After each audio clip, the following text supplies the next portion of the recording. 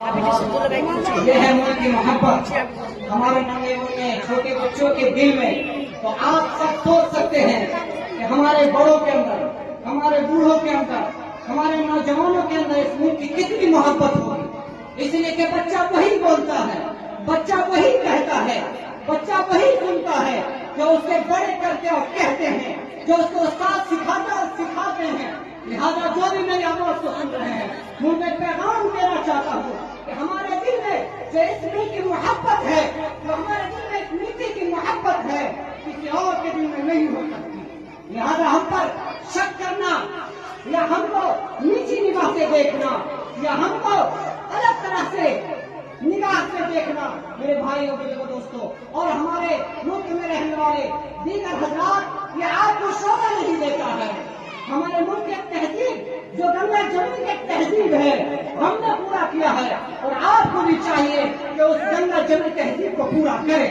आपको भी चाहिए कि हम जैसे मोहब्बत रखते हैं आप भी मोहब्बत से रहें, ताकि हमारा मुल्क दुनिया में एक नुमाया मकाम रखे, ताकि हमारा मुल्क तरक्की की तरफ बढ़ चढ़कर हिस्सा ले, ताकि हमारा मुल्क जो एक सोने की चिड़िया कभी कहलाता था, दोबारा हम अपने मुल्क को सोने की चिड़िया बना सकें।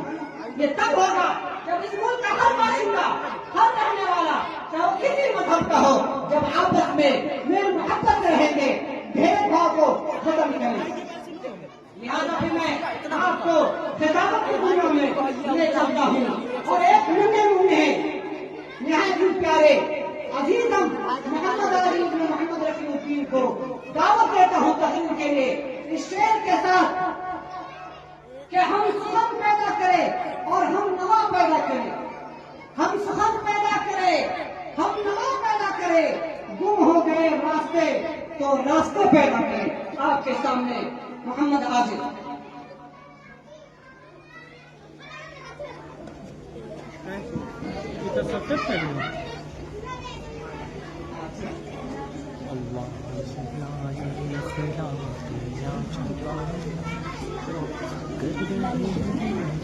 अस्सलामु अलैकुम वरहमतुल्लाहि वबरकातुह।